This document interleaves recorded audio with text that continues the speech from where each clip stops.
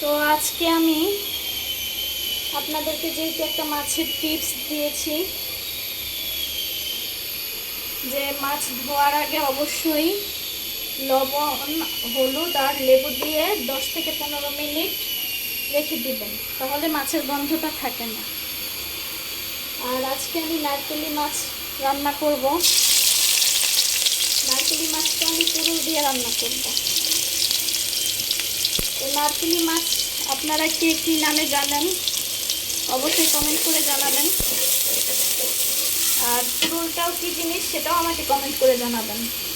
আমাদের এই জেলায় পুরল আর নারকেলি মাছ বলে। এই যে হচ্ছে নারকেলি মাছ। তো নারকেলি মাছটা অনেক সময় ইলিশ মাছের গ্রানের মতো হয়। নারকেলি মাছটা কিন্তু রান্না করলে আসলে মজাই লাগে, 2 প্লেট ভাত খাওয়া যায়।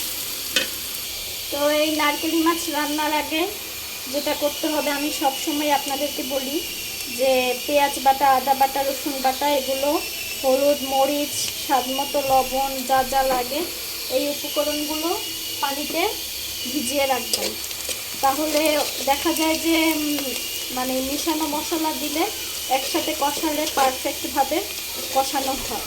তা না হলে মশলাটা আলাদা আলাদাভাবে পুড়ে যায়।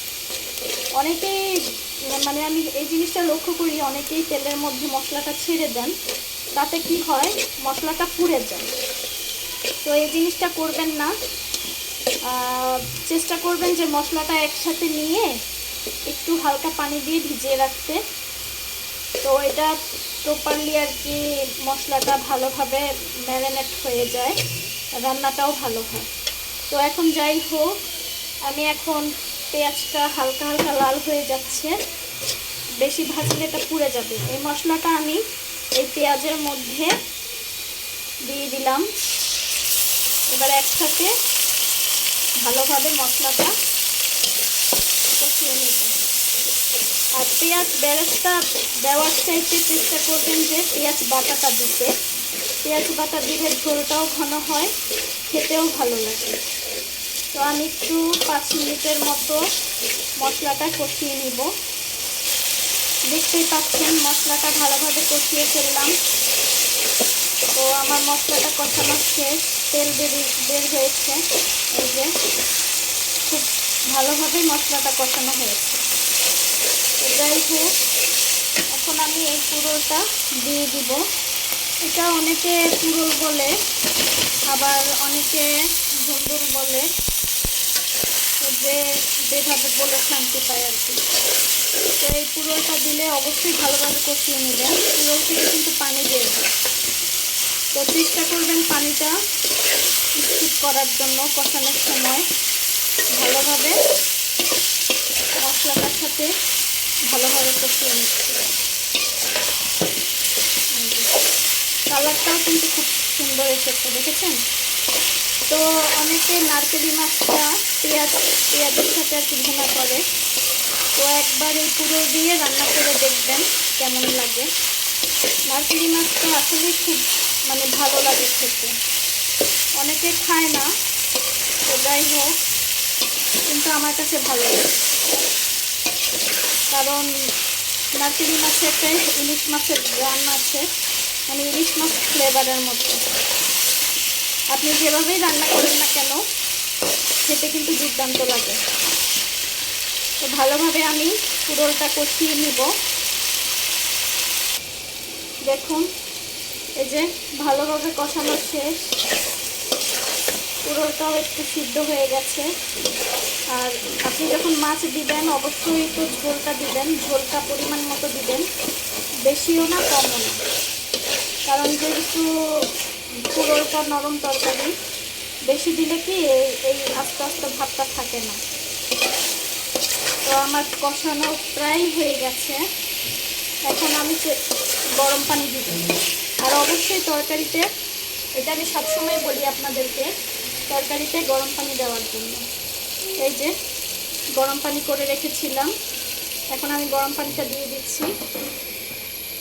পরিমাণ মতোই দিবেন, কমও না বেশিও না, যাতে মাছটা ডুবো ডুবো হয় আর তরকারিটাও প্রপারলি সিদ্ধ হয়ে যায়।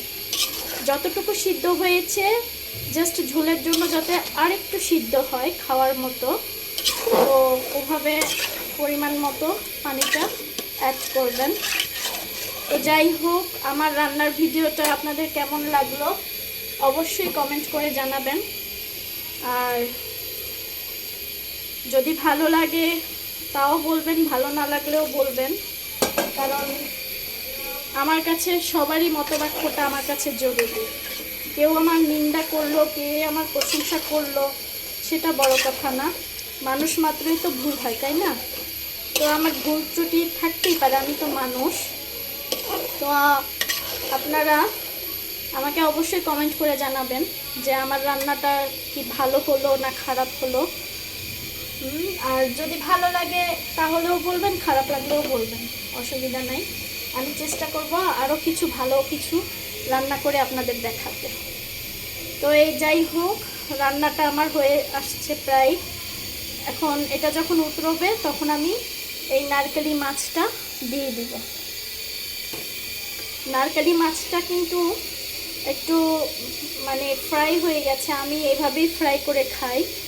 আপনারা চাইলে হালকা ফ্রাই করতে পারেন, অসুবিধা নেই। তো আমি একটু এরকম ফ্রাইটাই খাই, আমার কাছে ভালো লাগে। তো এই যে উতরাচ্ছে, তো এই যে আমার রান্নাটা প্রায় হয়ে এসেছে। এখন আমি এগুলো দিয়ে দিব, মাছটা দিয়ে দিব। এই যে মাছগুলো আমি দিয়ে দিচ্ছি।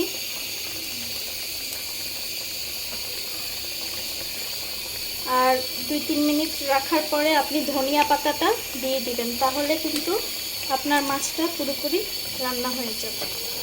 তো যাই হোক, আমার ভিডিও কেমন লাগে অবশ্যই কমেন্ট করে জানাবেন। আর একটা সাবস্ক্রাইব করতে ভুলবেন না। তো সবাই ভালো থাকবেন, সুস্থ থাকবেন, নিরাপদে থাকবেন।